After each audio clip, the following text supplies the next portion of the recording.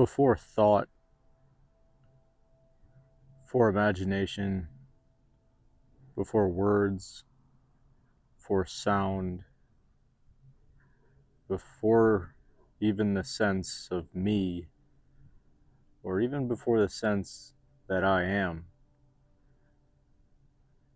is a still presence.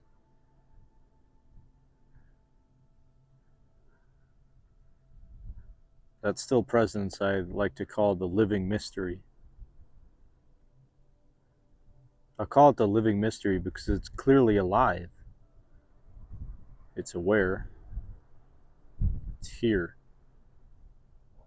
as all of this.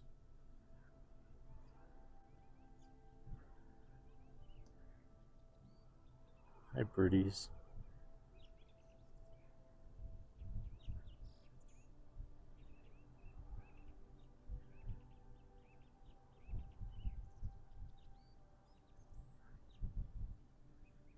It's this living mystery that holds all of these things, the sight, the sound, the movement,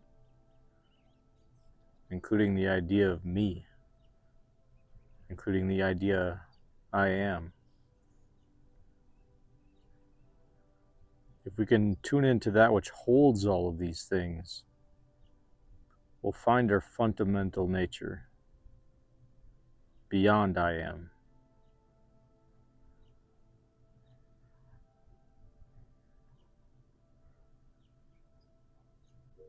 But why? What's the purpose? Well,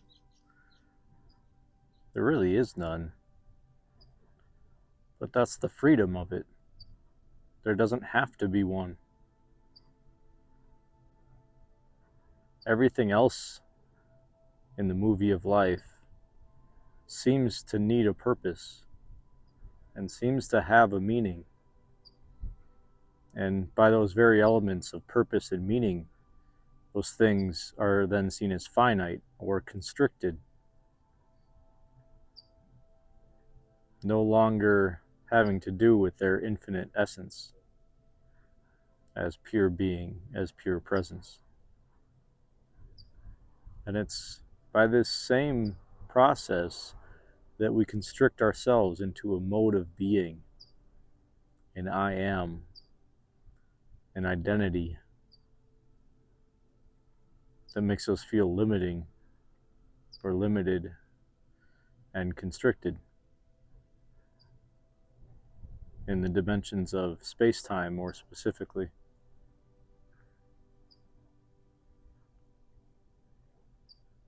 But it's not ultimately the case. And you don't need to wait until you die to realize this. In fact, you don't even need to wait until you're enlightened to realize this. Enlightenment is also an idea within this. It's the idea that describes the dissipation of this constricted way of living. It's an idea that describes the process of evaporation into this living mystery that I'm describing.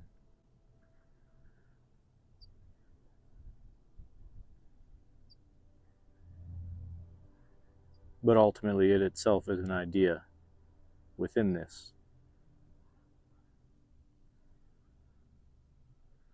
Can you see that right now you're being held by this? That which I'm calling the living mystery?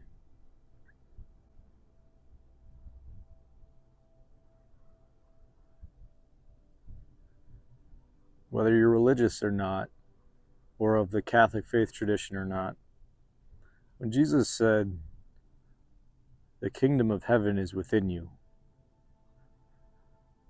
this is what he meant. Because you don't have to go anywhere to earn this, or get this, or be this. You already are this. You're constantly held by this. Everything that you could ever think that you are, everything you could ever hope to be, is already held in this timeless space, this infinite essence of being.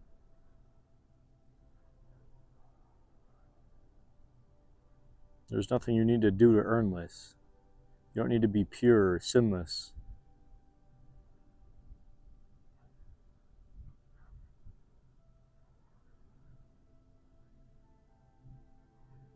It's always already here.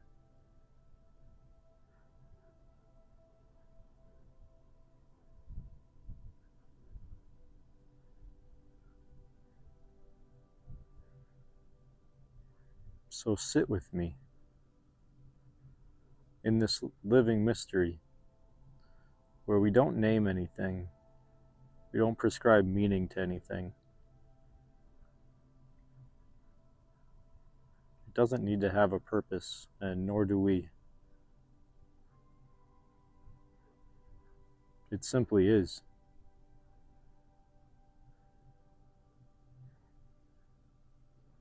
Resting in this space can result in a decontraction of prior modes of thought, in previous constricted identities and limiting beliefs. And that's what I call an awakening. Awakening being the shift in perspective from a constricted identity into pure being, pure boundless being, pure presence, or pure awareness. When I use the word pure, all I mean is that it's purposeless, it's meaningless. It holds no constricted identity of itself or of anything else, so it's pure.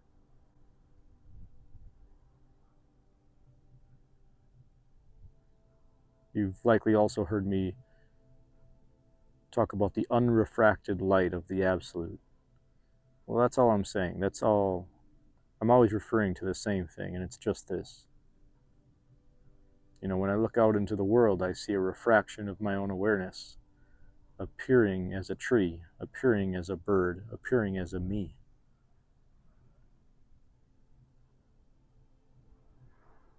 But the unrefracted light is just the pure awareness.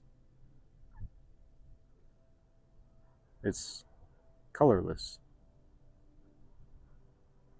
Only on that side, the seeming external prism of mind, is the light refracted into a myriad of things. But prior to going through the prism of mind, this light is unrefracted, and therefore pure and still. This is just a way to visualize this in your direct experience. But in truth, both sides of the prism are already this.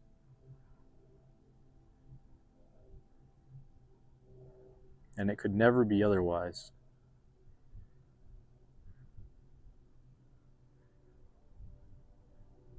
There is nothing that isn't held tenderly by this, intimately by this.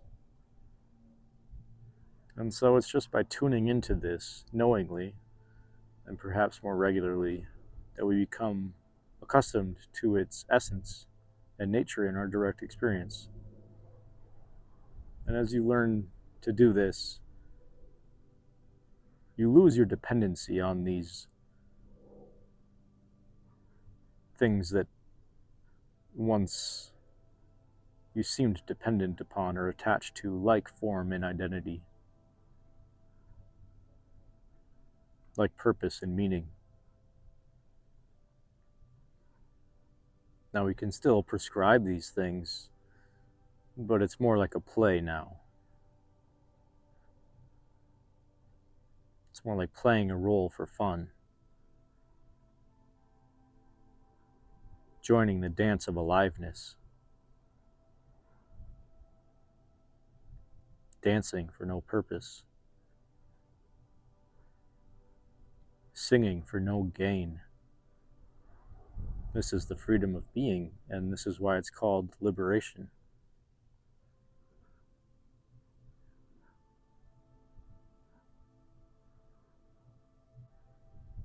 Are you tuning into where I'm pointing from?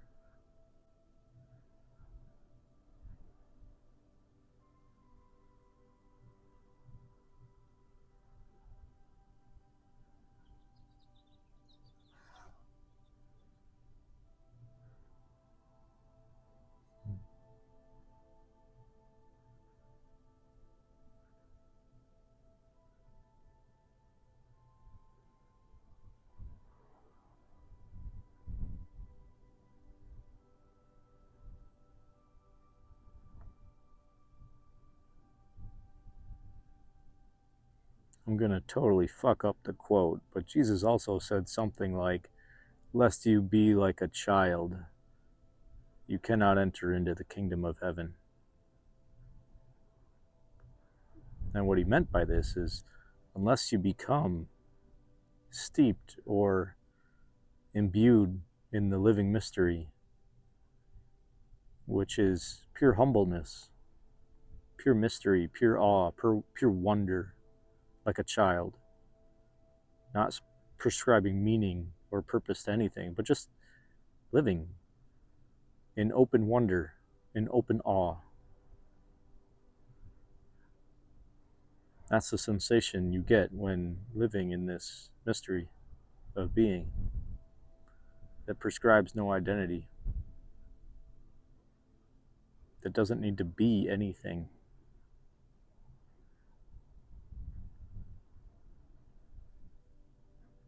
The mind will come up with all sorts of contests to this or rebuttals saying, well, I'm a mother, I need to be a mother. I can't just abandon my kids. I'm the provider, I need to go to work. I can't just stop providing for my family. It's just the mind's noise.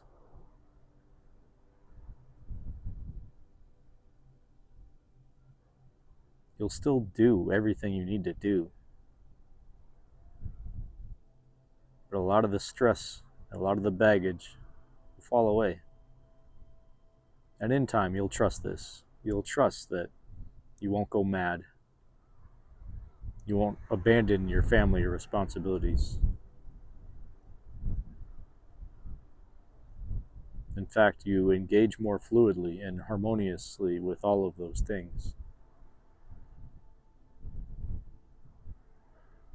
You'll likely become more effective in the world as you become harmonious, because there's less friction, less tension, less worry, less stress. All of these things that seem to drain your energy no longer are factored in. So you kind of become more streamlined, effective, not for your own purpose. Perhaps you could say it's for the purpose of the divine will. But that's just another way to offload or recognize that it's not yours. We don't need to prescribe anything to this.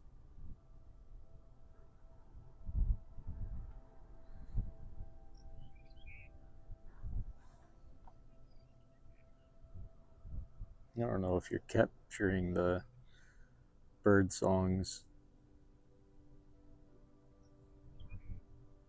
in the video, but man, I fucking love birds.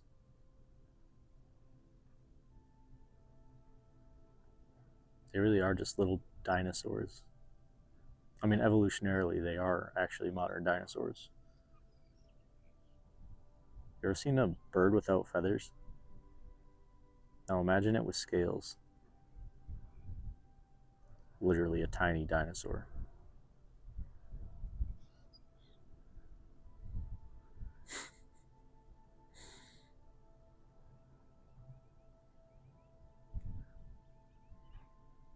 Just high-pitched little flying dinosaurs. If they were larger, their voices would be lower pitched because the echoes through the vocal cords would be of larger, longer wavelength and therefore more bellowy.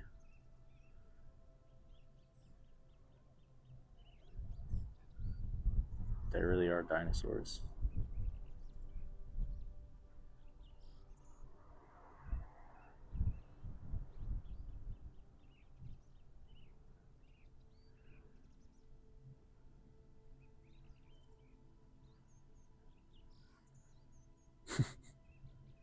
Anyways.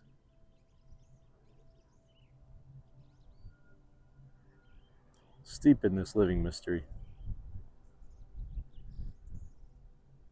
In time, you'll trust it. Life will become a lot more enjoyable to you.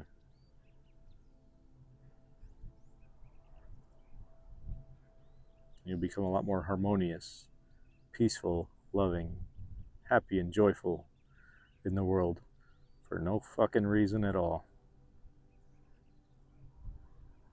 I'll see you here. All my love.